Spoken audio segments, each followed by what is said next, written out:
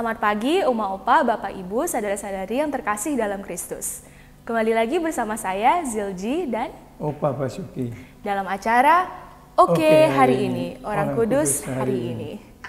Pada kesempatan kali ini, tanggal 31 Januari, kami akan berbicara tentang Santo Yohanes Bosco ya, Opa. Yeah. Nah, mungkin Opa bisa mulai cerita tentang awal kehidupan Santo Yohanes Bosco itu gimana, Opa?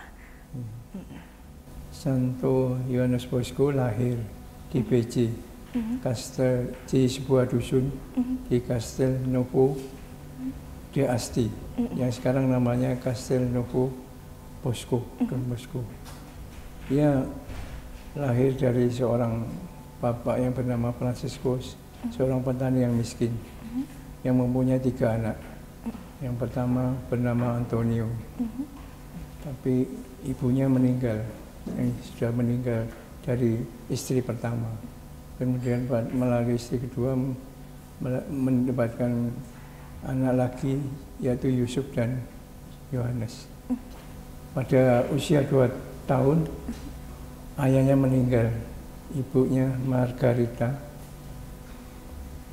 Ibunya Margarita itu dengan susah payah dan kerja keras menghidupi mereka, anak-anaknya itu. Tapi ia tidak lupa, walaupun bekerja keras, ia selalu menceritakan akan kebaikan Tuhan. Dan juga berdoa secara khusus di gereja, dan supaya juga hal ini supaya dilakukan oleh anak-anak mereka. Bosco berdoa kepada Tuhan, Bosco berdoa kepada Tuhan, melihat Tuhan itu dengan berdoa pada waktu ia berlutut di lantai dapur, dan juga melihat Tuhan pada waktu melihat ibunya, yang sering menampung orang-orang pada musim dingin. Oh, gitu. Juga menyuguhkan sup dan memberi makan mereka pada keadaan miskin. Juga ia berdoa melihat Tuhan pada waktu duduk di rerumputan dan menghadap ke surga. Nah, Santo Yohanes Bosco ini kan terpanggil menjadi imam ya, Opa. Dan apalagi yang dia lakukan sebagai karya pelayanannya. Kan Opa udah sebut tuh dia itu memberi makanan kepada yang miskin, apalagi Opa yang dia lakukan sebagai karya pelayanannya. Kepada kaum muda. Ya sebenarnya ibunya dalam keadaan miskin itu dia dibantu, diajarin oleh seorang imam yang baik.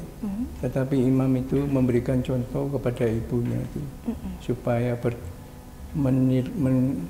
sadar agar betapa pentingnya nilai pendidikan itu. Dan imam itu kemudian meninggal. Bosco disekolahkan di Castel Novo itu. Kemudian setelah itu biayanya dapat dari orang-orang bersejati pada mereka, dan juga Bosco itu melakukan hal-hal seperti penjahit, bekerja sebagai penjahit, tukang roti, tukang sepatu, tukang kayu. Dan setelah itu ya selesai, dia sering berteman pada berkumpul pada teman-teman membentuk satu kelompok sukacita namanya, kelompok Regulus sukacita itu namanya. Dan ya kemudian selesai sekolah, masuk seminari di Jeri itu, dan dibaptis pada usia 26 tahun, tahun 1941 itu. Ibunya sangat gembira karena dia dapat mempersembahkan itu. Dan Bosco setelah ditabiskan, ia terjun untuk orang-orang muda itu, membentuk perkumpulan dari orang-orang yang telantar, anak yang telantar, miskin dan sengsara. Dia mendidik tujuannya supaya kaum muda ini berguna untuk dan mandiri kehidupannya. Dan dia sempat mengumpulkan sampai 1000 orang, dan bekerja mengumpulkan itu supaya mereka bisa bertanggung jawab dan berbuat baik ya gitu. Dan salah satu muridnya yang terkenal adalah Domenico Savio itu. Mungkin Opa bisa cerita sedikit juga tentang kalau akhir hidupnya Santo Yohanes Bosco ini gimana Opa? Akhir hidupnya dia tetap itu mengumpulkan orang-orang muda itu ya. Dan membentuk ini bengkel-bengkel. Bahkan di rumahnya, di rumah ibunya itu dirubah dapurnya menjadi bengkel sepatu dan bengkel tukang kayu itu. Tujuannya untuk supaya orang-orang muda ini terhindar dari kenakalan remaja. Juga mendidik dia supaya menjadi pemimpin bidang industri dan teknik. Oke, pertanyaan terakhir nih Opa. Menurut Opa, pesan apa yang bisa kami dapatkan dari kisah hidup Santo Yohanes Bosco ini? Kisah hidupnya sangat bagus ya. Dia termasuk orang yang salah satunya ya, orang yang mendidik kaum muda. Dia mendirikan sekolah-sekolah dan bengkel-bengkel itu dikenal sebagai bengkel Katolik yang pertama. Dan kemudian juga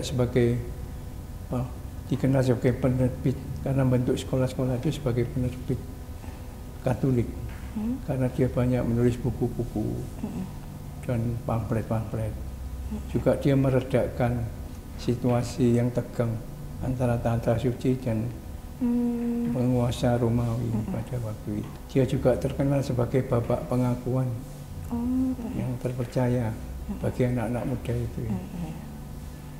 Baik, terima kasih banyak ya Opa ceritanya. Sebelum menutup acara ini, marilah kita berdoa bersama dulu ya Opa. Nama-nama Bapa, Putra, dan Roh Kudus. Amin. Santo Yohanes Bosco, doakanlah kami.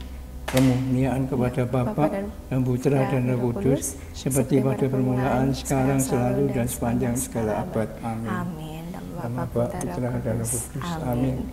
Sampai jumpa di acara Oke, hari ini Orang Kudus hari ini yang berikutnya.